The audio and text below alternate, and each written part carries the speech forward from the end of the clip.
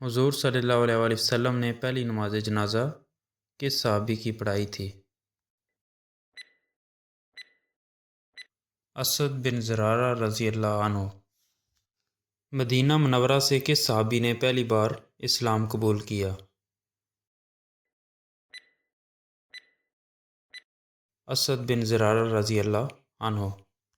غزوہ احد میں کون سے صحابی کے چہرے کے خد و خال نبی اکرم صلی اللہ علیہ وآلہ وسلم سے ملتے جلتے تھے؟ مصعب بن عمیر رضی اللہ عنہ۔ اسلام سے پہلے عربوں کا سب سے بڑا مذہب کیا تھا؟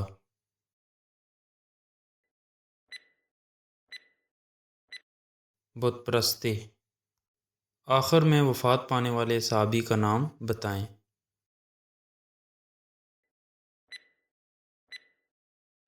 حضرت انس بن مالک رضی اللہ عنہ۔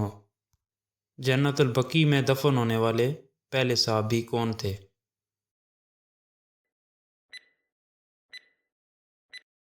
حضرت اسد بن زرارہ رضی اللہ عنہ۔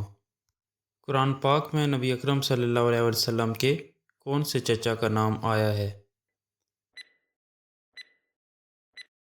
ابو لہب۔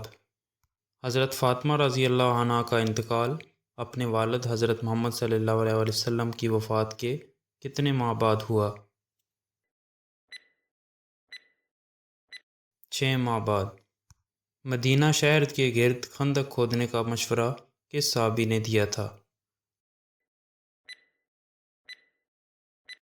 حضرت سلیمان فارسی رضی اللہ عنہ۔ ابراہیم رضی اللہ عنہ رسول اللہ صلی اللہ علیہ وسلم کے بیٹے تھے۔ ابراہیم رضی اللہ عنہ کی والدہ کون تھیں؟ حضرت ماریہ رضی اللہ عنہا۔ حضرت محمد صلی اللہ علیہ وسلم نے بیت اللہ کی کنجی مستقل طور پر کس صحابی کو دی؟ حضرت عثمان بن طلحہ رضی اللہ عنہ کو۔ جنگ احد میں رسول اللہ صلی اللہ علیہ وسلم نے پہاڑ پر رہنے کے لیے کتنے ماہر تیر اندازوں کا انتخاب کیا؟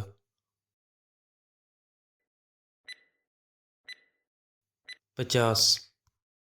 حضرت حمزہ رضی اللہ عنہ کس غزوہ میں شہید ہوئے؟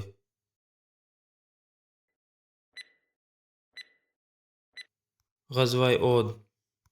حضرت حمزہ رضی اللہ عنہ کو کس نے شہید کیا تھا؟